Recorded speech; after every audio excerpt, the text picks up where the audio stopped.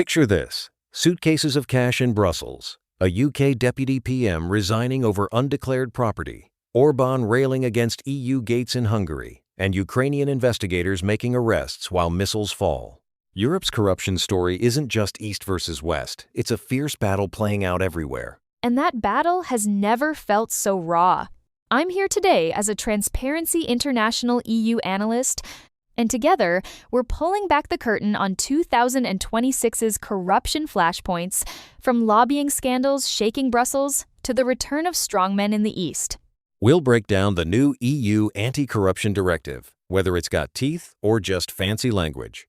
And we'll ask, are youth protests and watchdogs finally turning the tide, or is the East-West divide just getting deeper?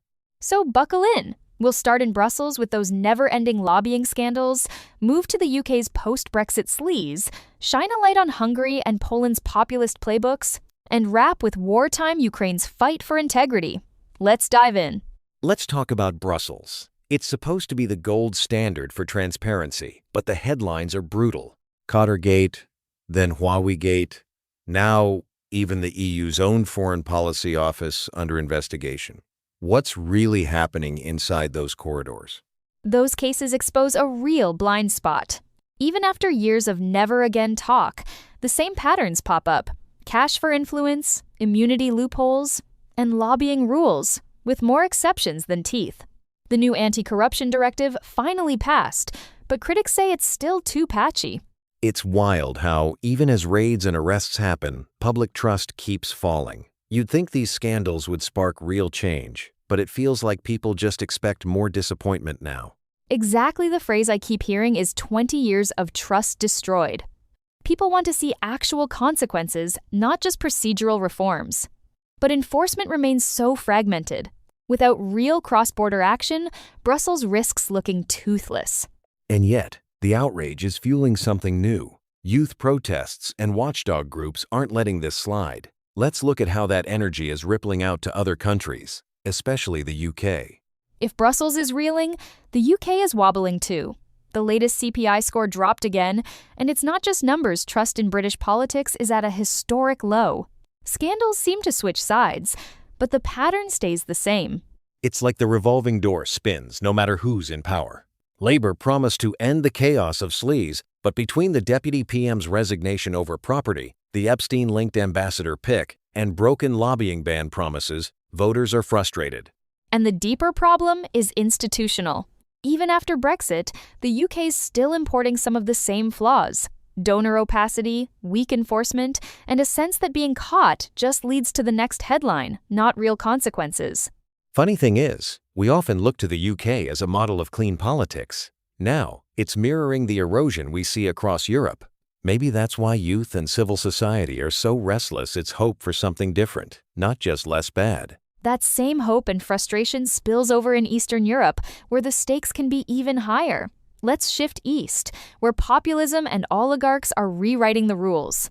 When you look at Hungary and Poland right now, it almost feels like déjà vu: populists back in charge, anti-Brussels rhetoric at full blast, and oligarch networks deeper than ever. What's driving this wave?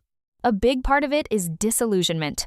Politicians like Orbán tap into resentment over EU rules, but then use it as cover for old-school patronage. In Poland, things got messy after Tusk's coalition lost steam, the far right surged, and populists took back the presidency. It's a pendulum swing. Every time someone promises to clean up, they get tangled up or blocked by entrenched interests. And meanwhile, those national interest slogans get used to justify everything from media takeovers to judicial overhauls. Exactly, and the EU's own enforcement gets tested. Funds keep flowing, despite rule of law breaches. But here's the twist. These moves spark fierce backlash, especially among young voters who feel shut out. That anger is fueling new waves of activism, not just cynicism. It's that push and pull, entrenched power versus energized protest. Nowhere is that tension more dramatic than Ukraine, fighting corruption while under literal attack. Ukraine's story is like no other on the continent. Even under invasion, they rolled out a bold anti-corruption strategy for 2026 to 2030.